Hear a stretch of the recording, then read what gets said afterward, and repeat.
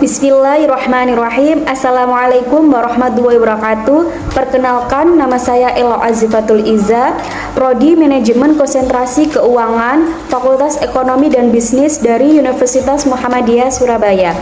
Langsung saja, di sini saya akan mempresentasikan hasil penelitian saya yang berjudul Pengaruh Debt to Asset Ratio, Kepemilikan Institusional, dan Pertumbuhan Aset terhadap Return on Asset pada perusahaan subsektor otomotif dan komponen yang terdaftar di Bursa Efek Indonesia tahun 2016 sampai dengan 2020. Langsung saja. Yang pertama, latar belakang, pandemi COVID-19 secara nyata mengganggu aktivitas ekonomi nasional. Dana Moneter Internasional (IMF) memperkirakan pertumbuhan ekonomi Indonesia pada tahun 2020 tumbuh minus 0,3%. Untuk 2021, IMF memperkirakan pertumbuhan ekonomi meningkat 6,1%. Giri 2020.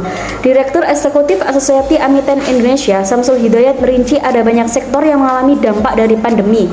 Salah satunya sektor otomotif dengan mengalami pendapatan turun signifikan. Syahrizal 2020. Bidang otomotif menjadi salah satu bidang bisnis yang menjanjikan di Indonesia.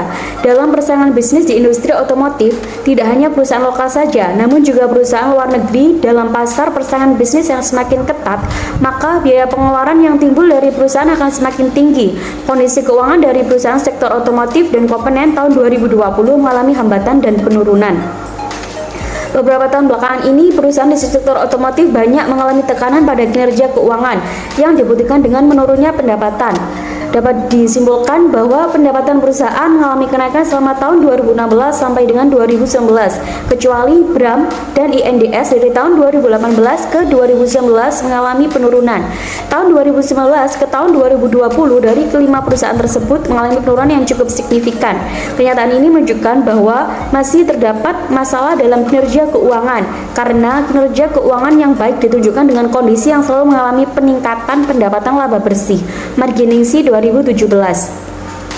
Ada beberapa faktor yang mempengaruhi kinerja keuangan. Yang pertama, struktur modal, yang kedua, kepemilikan saham, dan yang ketiga, pertumbuhan aktiva.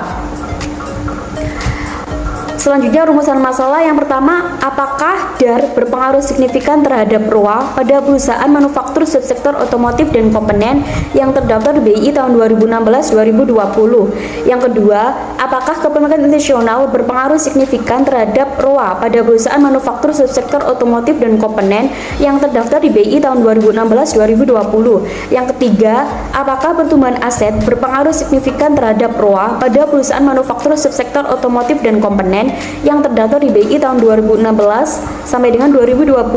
Yang keempat, apakah DAR, kepemilikan institusional, dan pertumbuhan aset berpengaruh signifikan secara simultan terhadap ROA pada perusahaan manufaktur subsektor otomotif dan komponen yang terdaftar di BI tahun 2016-2020.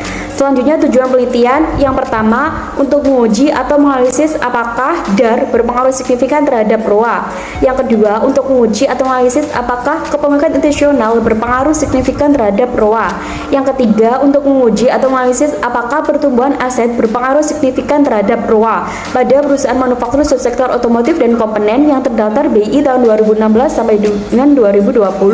Yang keempat, untuk menguji atau menganalisis apakah DAR, kepemilikan institusional, dan pertumbuhan aset berpengaruh signifikan secara simultan terhadap ROA pada perusahaan manufaktur subsektor otomotif dan komponen yang terdaftar di BI tahun 2016 sampai dengan 2020. Selanjutnya, yang pertama ada landasan teori. Yang pertama, debt to asset ratio merupakan rasio yang digunakan untuk mengukur proporsi dana yang berasal dari utang guna membiayai aktiva perusahaan. Kristianti 2018. Yang kedua, kepemilikan institusional merupakan kepemilikan saham yang tujuan salah satunya lebih mengoptimalkan kinerja keuangan sehingga kinerja perusahaan akan terus dioptimalkan. Anggraini Haryono dan Fatima 2017. Yang ketiga, pertumbuhan aset diartikan sebagai peningkatan atau penurunan jumlah aset yang dimiliki oleh perusahaan. Rohman 2020.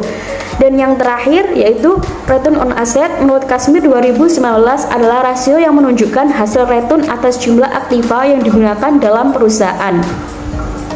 Selanjutnya, penelitian terdahulu Yang pertama ada Samuel Adebayo, Olayo Abolade Francis Akintola, Timothy Adisaswetan, Netuva Cornelius Olusola 2020 melakukan penelitian dengan judul Capital Structure and Financial Performance of Whether Manufacturing Companies in Nigeria, The Journal ISSN. Dengan hasil penelitian menyimpulkan bahwa struktur modal memiliki hubungan yang signifikan positif dengan kinerja keuangan perusahaan manufaktur yang terdaftar di Nigeria. Yang kedua, Muhammad Arya Rohman 2020 melakukan penelitian dengan judul Pengaruh Struktur Modal dan Pertumbuhan Aset terhadap kinerja keuangan perusahaan yang terdaftar dalam Jakarta Islamic Index atau yang disebut dengan JII. Jurnal Studi Akuntansi dan Keuangan PISSN dengan hasil penelitian menunjukkan bahwa struktur modal berpengaruh signifikan positif terhadap kinerja keuangan, sedangkan pertumbuhan aset berpengaruh negatif tidak signifikan terhadap kinerja keuangan.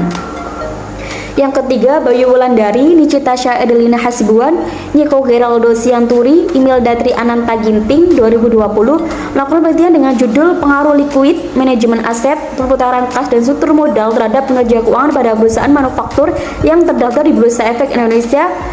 Dengan hasil penelitian menunjukkan bahwa secara parsial liquid current ratio berpengaruh signifikan terhadap ROA, manajemen aset berpengaruh signifikan terhadap ROA, perputaran kas debt to equity ratio tidak berpengaruh signifikan terhadap ROA, dan struktur modal tidak berpengaruh signifikan terhadap ROA. Secara simultan liquid current ratio, manajemen aset dan perputaran kas dan struktur modal debt to equity ratio berpengaruh signifikan terhadap kinerja keuangan ROA perusahaan yang terdaftar di Bursa Efek Indonesia. Yang keempat, Brigita Clarabella Peta dan Joshua Tarigan 2017 melakukan penelitian dengan judul Pengaruh Kepemilikan Institusional terhadap Kinerja Keuangan melalui Struktur Modal sebagai Variable Intervening pada perusahaan manufaktur yang terdaftar dalam Bursa Efek Indonesia BI. Dengan hasil penelitian menunjukkan bahwa pengaruh kepemilikan institusional terhadap kinerja keuangan menunjukkan adanya pengaruh positif signifikan antara kepemilikan institusional terhadap kinerja keuangan. Pengaruh kepemilikan institusional terhadap struktur modal menunjukkan adanya pengaruh negatif signifikan antara kepemilikan institusional terhadap struktur modal.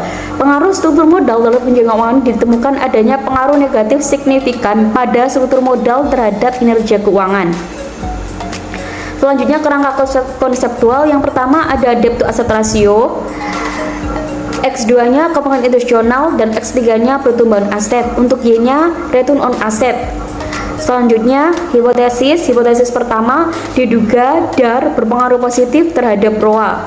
Hipotesis kedua diduga kepemilikan institusional berpengaruh positif terhadap ROA.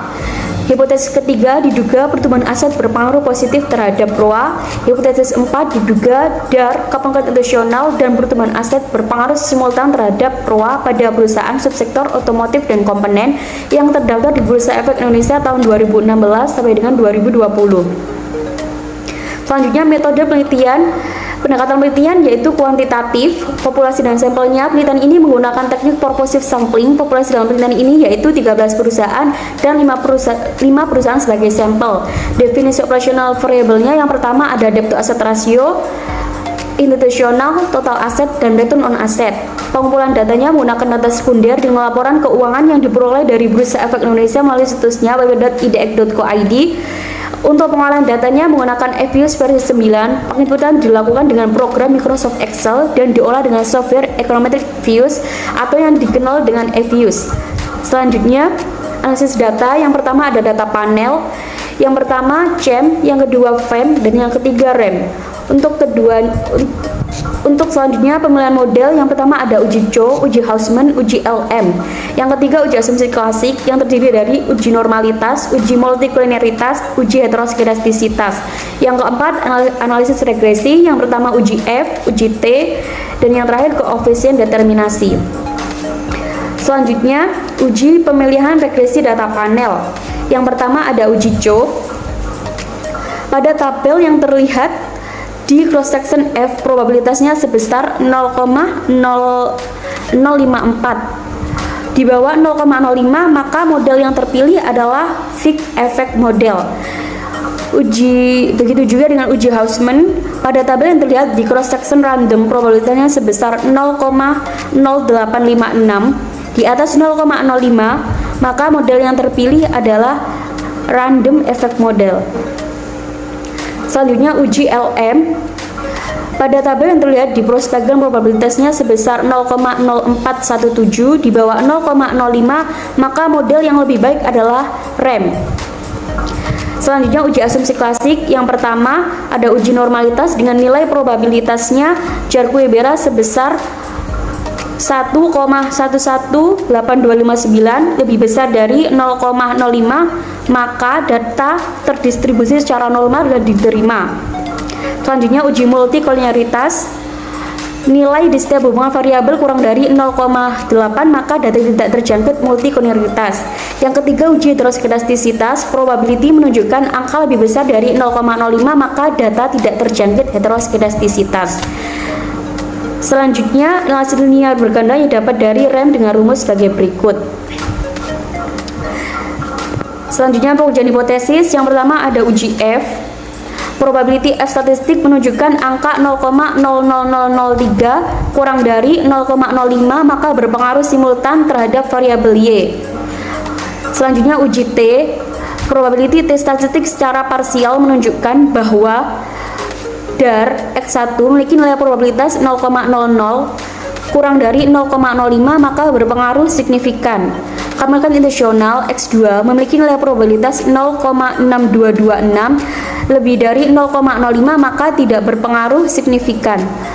Pertumbuhan aset X sebagai X3 memiliki nilai probabilitas 0,0238 kurang dari 0,05, maka berpengaruh signifikan. Selanjutnya koefisien determinasi nilai L squared sebesar 0,732744 atau 73,27%, artinya variabel independen yang digunakan pada penelitian ini memiliki kemampuan menjelaskan variabel dependen 73,27%. Selanjutnya pembahasan. Yang pertama ada pengaruh DAR terhadap ROA. Hasil penelitian menunjukkan bahwa DAR berpengaruh positif signifikan terhadap ROA pada subsektor otomotif dan komponen. Hasil penelitian ini sejalan dengan penelitian yang dilakukan oleh Roman 2020 menyatakan bahwa DAR berpengaruh positif terhadap ROA. Meningkatnya hutang perusahaan dapat menimbulkan adanya kewajiban perusahaan untuk memenuhi pembayaran hutang yang dapat mendorong pengelolaan aset secara produktif sehingga dapat meningkatkan perolehan keuntungan bagi perusahaan. Yang kedua, pengaruh kepemilikan institusional terhadap ROA. Hasil penelitian menunjukkan bahwa kepemilikan institusional berpengaruh negatif signifikan terhadap ROA pada subsektor otomotif dan komponen. Hasil penelitian ini sejalan dengan Nico 2017, di mana hasil penelitiannya menunjukkan bahwa kepemilikan institusional tidak berpengaruh terhadap kinerja keuangan yang diukur dengan ROA. Semakin besar kepemilikan oleh institusi keuangan, maka semakin besar pula kekuatan suara dan dorongan untuk mengoptimalkan nilai perusahaan.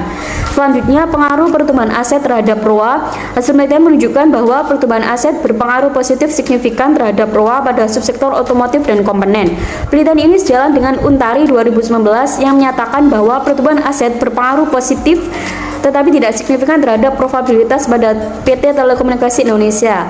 Yang keempat, pengaruh dari kemungkinan nasional dan pertumbuhan aset terhadap ROA. Sebenarnya pada ujian analisis linear berganda menunjukkan bahwa secara simultan DAR kemungkinan nasional dan pertumbuhan aset berpengaruh terhadap ROA pada subsektor otomotif dan komponen yang terdaftar di Bursa Efek Indonesia tahun 2016-2020. Kesimpulan, hasil pengujian secara parsial menunjukkan bahwa variabel DAR berpengaruh positif signifikan terhadap ROA. Yang kedua, hasil pengujian secara parsial menunjukkan bahwa variabel kepemilikan institusional berpengaruh negatif tidak signifikan. Yang ketiga, hasil pengujian secara parsial menunjukkan bahwa variabel pertumbuhan aset berpengaruh positif signifikan. Yang keempat, hasil pengujian secara simultan menunjukkan bahwa variabel DAR kepemilikan institusional dan pertumbuhan aset berpengaruh signifikan terhadap ROA. Untuk saran bagi peneliti selanjutnya disarankan untuk mengukur return on asset bukan hanya dengan variabel DAR kepemilikan institusional dan pertumbuhan aset, tetapi dengan menggunakan rasio variabel lainnya sesuai dengan ROA, lebih baik lagi dengan menambahkan variabel lain. Wassalamualaikum warahmatullahi wabarakatuh. Terima kasih.